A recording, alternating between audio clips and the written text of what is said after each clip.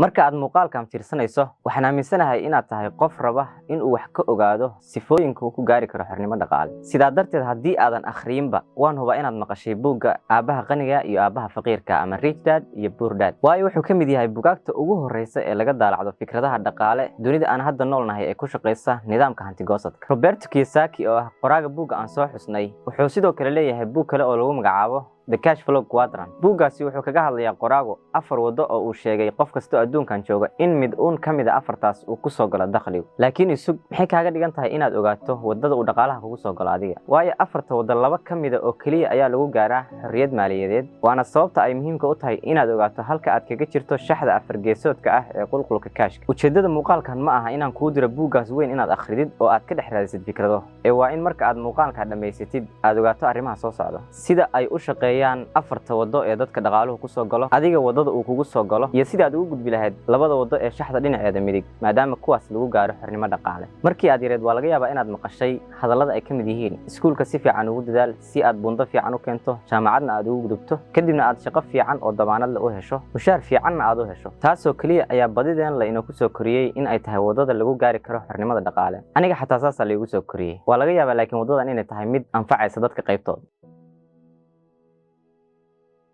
shaxda qulqulka kaashka ee afar geesoodka ah waa fikrad aad u fudud oo sheegaysa in afar qaybood ay dadku u qaybsan yihiin marka loo eego dakhliga soo gala. kooxda aad ka tirsan tahayna waxaa lagu ogaan karaa wadada uu kugu soo galo dhaqaalaha ugu badan ee ku soo gala adiga. afartuna waxay kala yihiin sidan: E employee ama qof mushaar qaata oo shaqaale ah, S oo ah self employed ama qof ganacsade yar ah ama xirfad uu bartay ku shaqeysta, B big business owner ama qof ganacsi weyn leh, iyo I ama investor oo ah qof lacagta ay lacag u samayso. qofka shaqaalaha ama qaybta E ku jira fikradda uu ka duulayo oo dhan waa inuu helo shaqo nabdoon iyo mushaar fiican. inuu horumar dhaqaale sameeyana waxay ku qaadataa waqti dheer oo jaran camal ah. waxaa laga yaabaa inuu waardiye shirkadeed ka soo bilaabo ilaa uu ka noqdo madax shirkadeed. Kiyosaki kooxdan wuxuu sheegay hadallada ay caan ku yihiin inay ka mid tahay: aniga waxaan rabaa shaqo ammaan ah oo aan la iga ruqsaynaynin, mushaar fiican leh, dad fiican oo aan la shaqeeyana ay joogaan. kooxdan hankooda waa intaas. self employed ama ganacsadaha yar fikradda uu ka duulayo waxay tahay controlka ama in la maamulo. waa qof aan jeclayn in waxa uu sameynayo loo yeeriyo sida shaqaalaha. sidaa darteed wuxuu xoogga saaraa xirfad baahi badan loo qabo ilaa uu khabiir ku noqdo.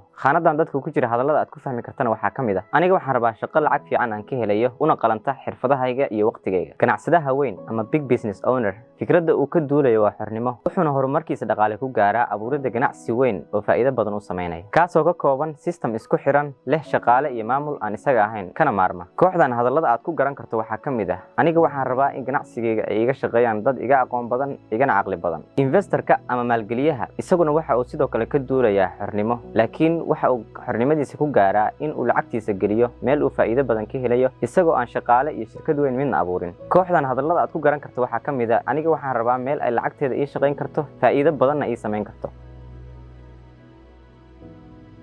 kala duwanaanshaha koowaad ee u dhaxeeya shaxda qulqulka kaashka labadeeda daraf waa waxa loo yaqaano OBT iyo OBM. OBT waxaa laga wadaa other people's time ama waqtiga dadka kale. OBM na waxaa laga wadaa other people's money ama lacagta dadka kale. tusaale ahaan, shaxda qulqulka kaashka qaybteeda B dadka ku jira ama ganacsatada waaweyn waxay isticmaalaan dadka kale waqtigooda si ay u sameeyaan ganacsi weyn oo ay ka shaqeeyaan labada qaybood ee shaxda dhankeeda bidix. balse waa macquul in marka hore inta uusan ganacsigu saldhigan uu isaguna ku bixiyo waqtigiisa iyo dadaalkiisa. qofka ku jira shaxda qaybteeda I ama maalgashatada isaguna wuxuu isticmaalaa OBT ama timeka dadka kale. waa halkan meesha u baahan u fiirsashada. dadka ka soo jeeda labada qaybood ee bidixda shaxda qulqulka dhaqaale ma isticmaalaan OBM iyo OBT. sidaa darteed in ay horumar ka sameeyaan shaqadooda waxay uga baahan tahay in ay muujiyaan dadaal aad u fara badan iyo shaqo tii ay marka hore hayeen ka sii badan.